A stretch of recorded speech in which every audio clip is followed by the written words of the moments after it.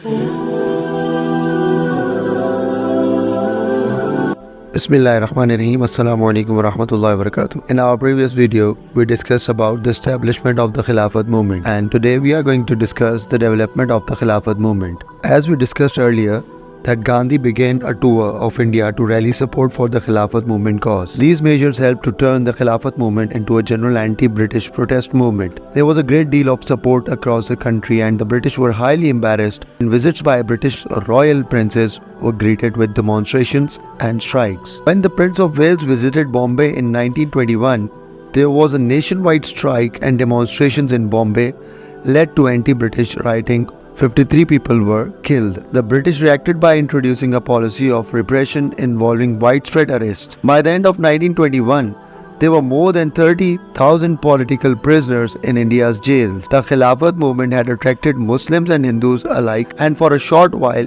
communal rivalry was put aside. To many Muslims, however, the Khilafat movement was not about opposing the British, it was about protecting and fostering Islam.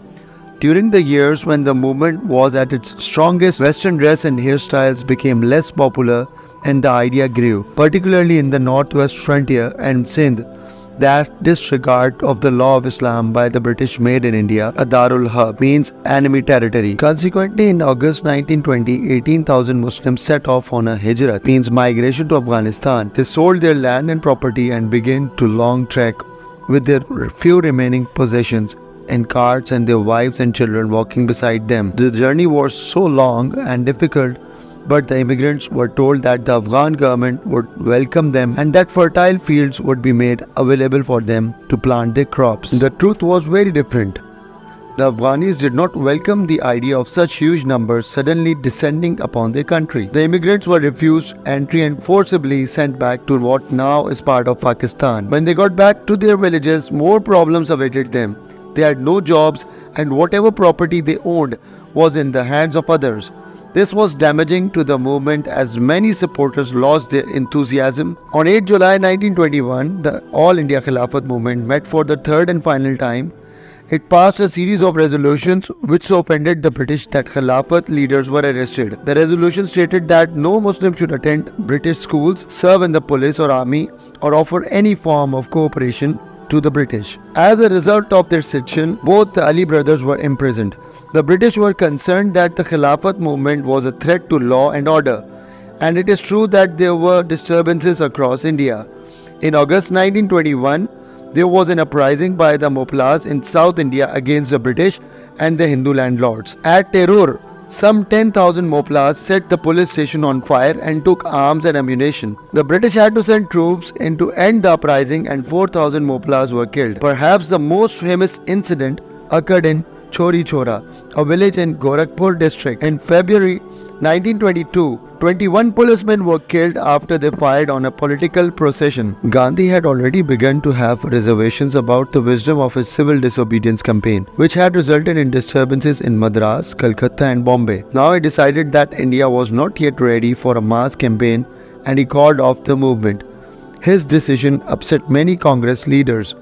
The Muslims too accused Gandhi of retreating just when the Indian people were taking up the cause with enthusiasm. The British saw how Gandhi's support had declined, and a few weeks after he called off his civil disobedience campaign, he was arrested and sentenced to 6 years imprisonment. The decision to call off the civil disobedience campaign weakened the Hindu-Muslim unity, but the Muslims were determined to carry on with the Khilafat movement.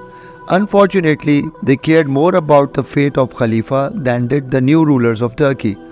In 1922, the Sultan was deprived of political power. 2 years later, the new leader Kemal Ataturk abolished the Khilafat and exiled the Khalifa Muhammad. It made no difference what Indian Muslims or British politicians wanted. The Turks themselves had abolished the Khilafat. Consequently, the Khilafat movement in India also came to an end. The impact of the Khilafat movement on the people of India. The policy of non-cooperation with the British had united Hindu and Muslim, and it showed that the Indian people were no longer prepared to accept British rule. Some historians see the Khilafat movement as the first step on the road that led to independence. The Khilafat movement made the Muslims realize that they had political power. They realized that they could organize themselves to demand their political rights. They were not the pets of the British.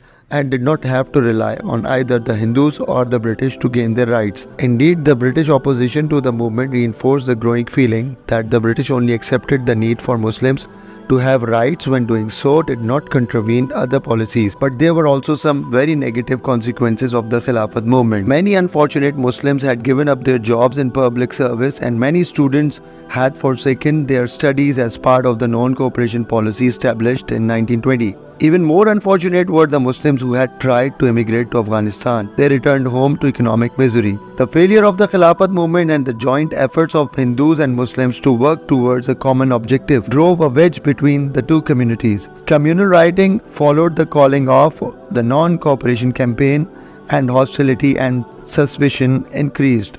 These events proved that the Hindus and Muslims could never live together in harmony. Therefore, the failure of the Khilafat movement could be seen as an important step in moving the Muslims nearer to having their own independent state. Hope you like the video.